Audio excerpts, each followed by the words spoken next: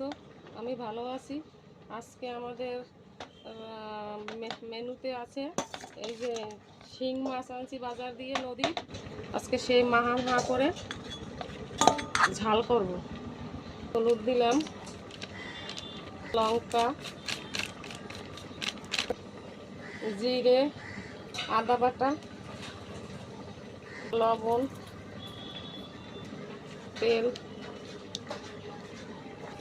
এবার ভালো করে মেখে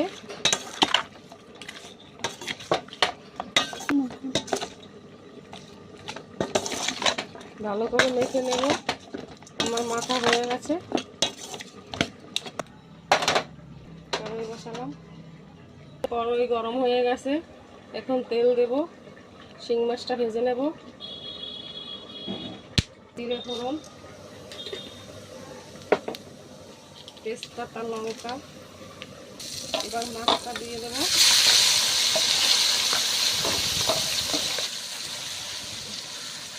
মাছটা হালকা ভেজে নেব।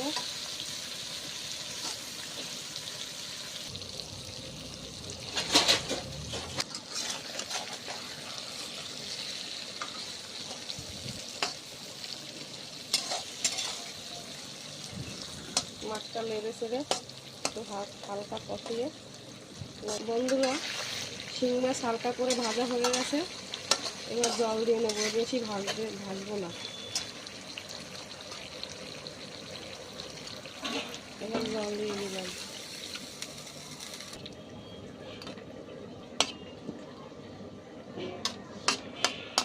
ঢাকা দিলাম 10 মিনিট মতো।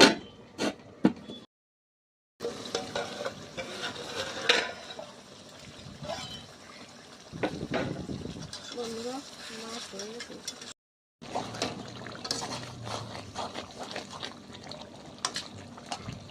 গরম মশলা দেবো। এরতে সব রকম গরম মশলা একসঙ্গে বেটে গুঁড়ো করে রেখেছি। এই গরম মশলাটা দিলাম।